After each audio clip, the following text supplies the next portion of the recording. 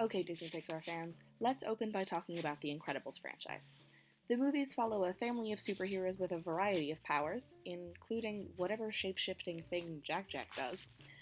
They save people in their spare time, but have to pretend to be ordinary to avoid arrest. Their superpowers push the boundaries of identity, ability, and limitation, queering the idea of what it means to be human. But they're forced to hide their true identities and take on alter egos. Today, we're going to talk about a more human kind of shapeshifting, the act of hiding identity in ordinary life. So let's talk about passing.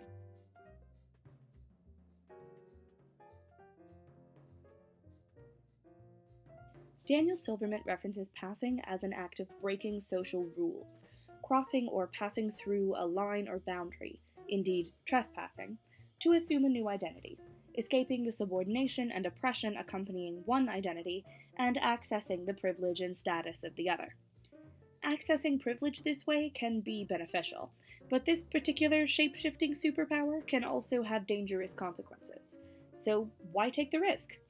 Comedian Hannah Gadsby describes the potential payoff when she jokes about being mistaken for a straight man as a butch lesbian. Just for a few moments, life gets a hell of a lot easier. I'm top shelf normal, king of the humans, I'm a straight white man.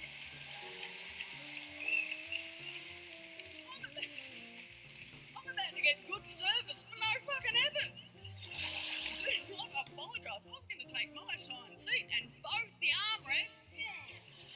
On top of the two armrest advantage, passing is also a queer act of defiance that deconstructs social categories by blurring the distinctions between them.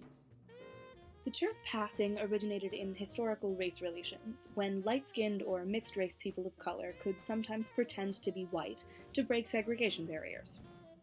Audre Lorde describes her mother Linda as one such boundary crosser in her biomythography Zami, a new spelling of my name. Linda is hired to work at a tea shop because of her light skin, a job normally closed to people of color. Lorde writes, "The owner told my mother that she ought to be glad to have the job, since ordinarily the establishment didn't hire Spanish girls. Had the owner known Linda was black, she would never have been hired at all." By disguising her identity, Linda is able to provide for her family, probably for better wages than she could hope for as a black woman.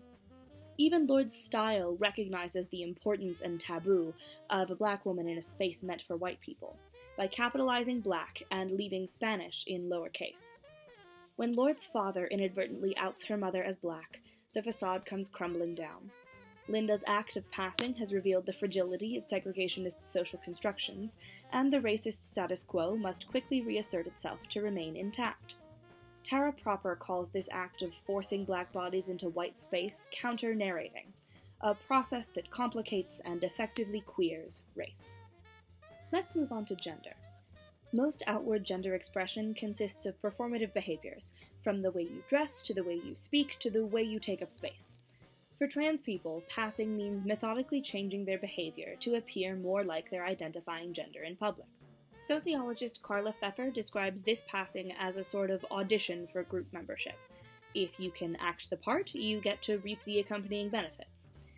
Pay close attention to these clips from the 2015 film The Danish Girl, and you can see trans woman Lily Elbe literally studying for her public debut as a woman.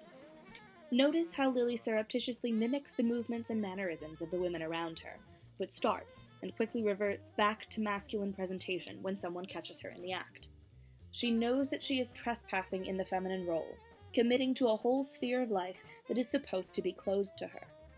To condense this into meme format, thanks Tumblr, a successful audition for group membership can grant trans folks a measure of public safety, additional moral support, or a reaffirmation of their gender identities in public.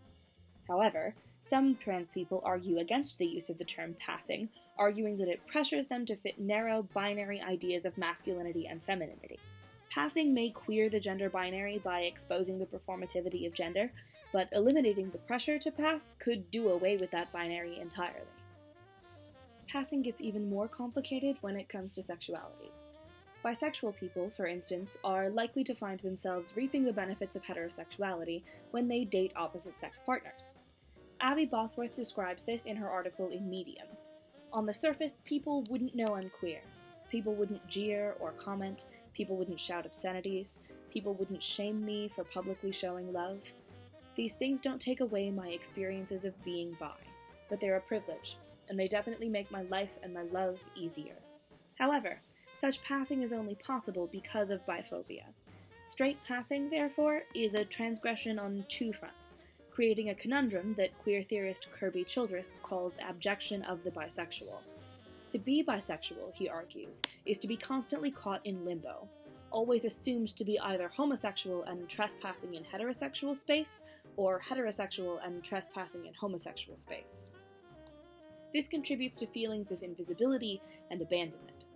Additionally, bisexual women in straight-passing relationships can face particularly strong critique for not being queer enough, subject to derogatory terms like bihet that discount their identity. Perhaps this is why journalists and celebrities, like the Huffington Post's Zachary Zane or Brooklyn Nine-Nine's Stephanie Beatriz, have published bisexual manifestos, reaffirming their identities and questioning if straight passing really is that much of a privilege.